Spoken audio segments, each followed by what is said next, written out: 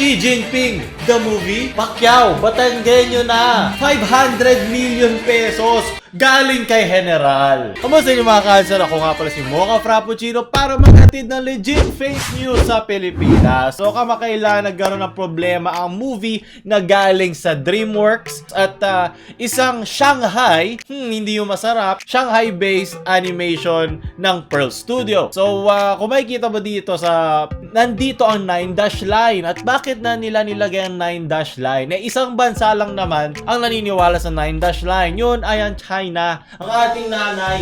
Ano ba ang 9-dash line? Yun ay isang vague claim. Kumbaga walang konkretong basehan ng China sa malaking parte ng South China Sea. Kung ano-ano mga islands ang nasa sa kanila. Nakasama na dito ang Spratlys. Nakasama dito ang Scarborough Shoal. At gusto nyo ba malaman bakit yung tinawag ng 9-dash line? Kasi line di ba? Joke lang, pampamilya kaming channel. Okay, nagsimula pa kasi ng 11 tapos naging 10, at ngayon naging 9. Pero kahit ilan pantanggalin nila yan ay mga claim na sila lang ang nagpupush. Kumbaga sa isang relasyon, ikaw lang ang nagmamahal. So ayun, naging malaking issue to, lalo na sa mga Vietnamese kasi sila ang pinakatalagang nabubuli ng China pagdating sa mga lupa, pagdating sa mga territorial areas. Dahil sa galit nila, tinanggal agad nila ito sa kanilang mga sinihan. Diba, binoycott nila, hindi nila yung pinakita yung mga trailer, yung buong government, hindi nila pinush through, hindi nila pinlog, hindi nila minarket, at 0-0 na ang kinikita ngayon ng Abominable doon. And dito nagsushowing na rin sa Pilipinas, hindi ba tayo masasaktan tulad nila? Pero dito sinabi nila na MTRCB lang ang pwede magtanggal nito. Sinabi ng palasyo na MTRCB UFC lang ang pwede magtanggal nito sa mga sinehan. Total, last September pa ito nag-air at lumabas to halos 2 linggo na. I mean, wala na. Kumbaga, wala ka na maipagmamalaki. Kumbaga, nakita nyo na, parang wala lang. Parang maliit lang kasi itong parte. Pero 'di ba, kung mahal na mahal mo yung bansa, dapat malaking bagay ito sa'yo. 2 linggo na tong film na to sa mga sinehan. So makikita mo talagang sobrang saglit lang nila diraan. At tingnan mo naman yung Pilipinas, ano nangyari? Nawala ang yawalan. Ano nangyari sa Mindanao at Visayas? Natanos. Ano nangyari? Naputol ang mga paa. Kaya tayo pilay-pilay dito sa Pilipinas, di ba? From Jason, ay, head out. Sakto, diba? Dagat-dagatan din para si SpongeBob. Ito, dagat-dagatang kakupalan ng ginagawa sa atin. Kumbaga sa Battle Realms, sila yung mga Lotus. Talagang, diba? Lotus, diba? Isang Chinese reference na. It all interconnects. Parang yung sa movie, diba? Pinanood ko yung trailer. Hindi ko lang na may ganitong movie. Inaantay kong ma-pirate muna to, diba? Kailangan natin yung YouTuber na mag-pirate ito. Ano ba? Nayawala ang ating mga Bisayawang cancer dyan. At mabuting na napupunta to sa spotlight, di ba? Para maipakita kung paano nila tinitignan yung mga mas maliliit nila mga kapatid sa perlas ng silanganan. Nakakahiya pa na Pearl Studio sa pangalan nitong Shanghai-based na to. No way. Perlas ng silanganan. Tayo yun! Ano ba? Mahalin nyo ang perlas natin, ang mga perlas ng dalagang Pilipina. Hanger!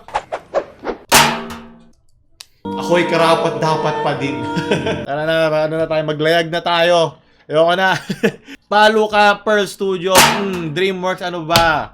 So, sunod na balita, balitang balita. Speaking of history, bibigyan ng isang movie si General Malvar at ang tatayong artista, or in this case, senador, ay si Senador Manny Pacquiao. So, kung makikita mo sa poster, nakalagay, the biggest ever film produced in the history of Philippine cinema. Pero wala silang budget para gumawa ng photoshoot para lang kay Tito Pacquiao. Ano ba?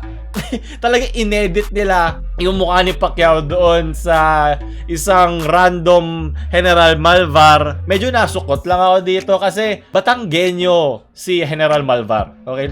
Tubong Batanggenyo. So ilalagay nilang artista sa mga Bisayawa natin mga cancer. So hindi ko maintindihan para saan to. Kung hahabulin mo dito ay yung kita, andyan ang Artikulo 1. Diba? Sila Paolo Abilino, John Arcilla. So diba, kung gusto nyo talaga maging para sa masa yan, na talagang tatangkilikin ng lahat, kukuha kayo ng mas bata dyan. Pinakamarami nyo pang ginastos ha. Sige. Nako, flash report galing sa ating admin. Nako, kailan ako nag-record doon ka magbibigay? Ano ba? From Kenneth Miembro. Kasabay nito, big reveal din ng Momoland member na si Nancy kasama ang kapamilya star na si James Reid. Nakuha na niya. Bibida sila sa seryeng The Soulmate. Grabe ka talaga, Tito Pacquiao. Una si General Malvar. Ngayon mo, gusto mong mamomol. Puta hamnida naman. I never been in actually a... Ayaw mo kaya. Deep fake na naman. He's super nice, super sweet, awesome. I have to be honest, a little bit starstruck, of course. But I'm Hindi ko super ano excited yung to work boses with niya her. doon sa mukha ni It's about Pacquiao. finding your soulmate. Ang weird. Magsisimulang mag-shoot si James at Nancy I-shoot mo na yan! James, watawat na Pilipinas ang dala-dala mo! Hindi mo masuspell ang Momoland kung walang Momol. Tanda mo yan, James. Now you know. Awesome. Mabuti umabot pa yung admin at tapanood natin to, di ba? Ngayon alam ko na kung saan yung acting na pinanggalingan nung kay General Malvar kung bakit siya napili. Wala na. Okay na ako. Hindi na ako galit. Yung edits ko lang yung galit para sa edits ni James Reid. Galingan mo dyan. Mukhang kailangan din ng dasal ni Lola Junicia. So nagtingin-tingin ako kay General Malvar kasi hindi ko siya kilala ganire. Nagbasa-basa ako na onte sa internet at si General Malvar ay dapat daw pangalawang presidente. Kaya marami nagsasabi na baka daw political agenda, baka daw iba yung purpose itong movie na to kesa respetuhin yung bayani na si General Malvar, yung kanya na itulong sa Philippine-American War. Kasi sinasabi na siya daw dapat ang pangalawang presidente ng Pilipinas at hindi si Manuel L. Quezon. Dapat pangatlo si Manuel L. Quezon. Nung naipatapon na si Emilio Aguinaldo sa Hong Kong nung katapusan ng Philippine-American War, ang tumayo by default at nagpatakbo nung naiwan niya ay si General Malvar. Ito yun nung March 23, 1901. Hindi ko maintindihan bakit sa ating government ay hindi nila ina-acknowledge o hindi nila binibigyan ng tamang respeto si General Malvar sa kanyang mga naibigay sa bansa. Well, nag-side kasi siya kay Andres Bonifacio, di ba? Kung alam naman natin, nagkaroon ng mga false accusation sa kanya si Emilio Aguinaldo at quote-unquote pinatay siya. Di ba? Wala pa naman defining pero kung pinanood niyo yung mga artikulo 1, mga kay General Luna, hindi sabihin na natin hindi patag ng hustisya yung pagkakapatay kay Andres Bonifacio ng mga kampo ni Aguinaldo. Iniwan ni General Malvar ang isang magarbong buhay para maging isang farmer kahit lumaki siya sa isang kilalang angkan, di ba? Mga Malvar sa Batangas. Ang mga general tulad ni Mariano Trias, Pasiano Rizal, Manuel Tino, and Artemio Ricarte ayaw yung magiging pak na pak sa biyak na bato. Kasi sila sabi nila baka daw joke lang to na mga Espanyol para hindi na nila paghirapan yung revolusyon na ibinibigay o sinasampal sa mukha nila ng mga katipunero. Well, ito nakita to ni Aguinaldo na parang gusto na niyang tapusin. Nung nakita niya to, sinabi niya na itigil mo na, Malvar.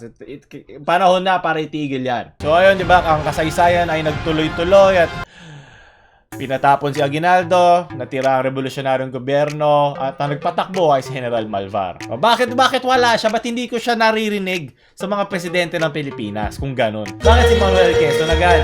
So dito nakita ko ang mismong apo ni General Malvar at sinabi nito ni Mr. Miguel Malvar Molina na Lolo Miguel was a fair and considerate man. Nothing about this current situation is fair and considerate. Unang-una, hindi man lang nila daw sinabihan ng pamilya niya na gagawa siya ng ganitong movie. Sana man lang daw nag-audition si Pacquiao, kumbaga may iba't ibang mga taong kasabayan niya para makuha niya yung role. Pero parang bumagsak lang daw sa hita ni Tito Pacquiao ang role na yon, so naging questionable na agad panimula pa lang ang tingin niya sa movie na to. Ito yung pinakamasakit. I've always wanted to see my great-grandfather's story told on the big screen, but not like this.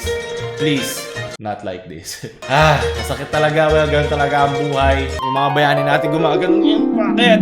But at least sa Artikulo 1, nabigyan nila ng hustisya, bayani natin na lumaban para sa Pilipinas. So, di ba, parang kanina, sana ipinaglaban din natin. Dadagdag to di ba? Yung mga tulad kanina, sa 9-dash, alam mo, maliit lang na detail. Pero, pag yun nakita ng mga bayani, tapos nakita nila, ito ano ba itong mga kababayan ko ginagawa? Hindi ko ba napansin? Wala lang ba sa inyo yun? So yun, di ba? Malaking bagay ito. So ito, from Haki Herrera. May kita mo dito yung editing na ginawa nila. Di ba? Pang TI. Kasi tangine ka. Ganire. Gayon. Narinig na ang ating kasarin lang. Nasa atin ang mga kamay. Sana gamitin natin ng maayos. Huwag natin pahiyain ng mga isinakripisyo ng mga bayani. So sunod na balitang ina. So ito, onting good news naman. Mag-i-invest daw ng 500 milyon ang mga gumawa ng General Luna at Goyo. Palakpakan, kailangan ko to. Sana yung ganitong kalidad ay matuloy-tuloy nila. Diba kung isipin nyo may trilogy yan. Yun yung susunod. Yun yung panahon naman ni Manuel L. Quezon. Excited na ako kasi makikita nyo yun dun sa post-credit. Oh, di ba meron na tayong Filipino universe? Meron na tayong Philippine kasaysayan universe. Kala mo Marvel to? Hindi! Hanger!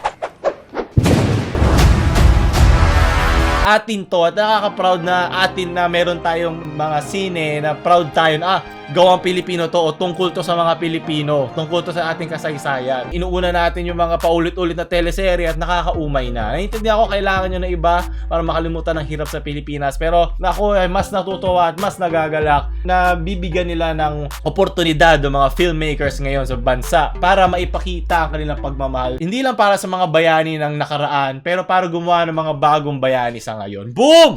Bars! So, sunod na balita ng ina at panghuli, naglagay daw sa mga sa bulalo ba to o adobo ng shabu. 'Di ba? Be creative nga daw, 'di ba? Tama 'yan. Kaya pala masarap ang bulalo sa Batangas. Ay, ganire! Joke lang, pampamilya kami channel. Diba yan? Magandang headline. Naging creative, magaling. Pero talagang hindi lang yung sabaw ang masarap. Ikaw rin masasabaw. From Matthew. Hidden recipe technique. Punyawa! Tapos din tayo sa mga balitang ina ngayong linggo. Diba? It all interconnects. Diba yung mga balita? Sana ano masasabi nyo sa mga balita ngayon? So, ako si Mocha Frappuccino, nagita legit fake news ng Pilipinas. So huwag tayo like, share nyo sa mga bayani nyong cancer na friends at huwag nyo kalimutan mag-subscribe. Mocha Frappuccino out.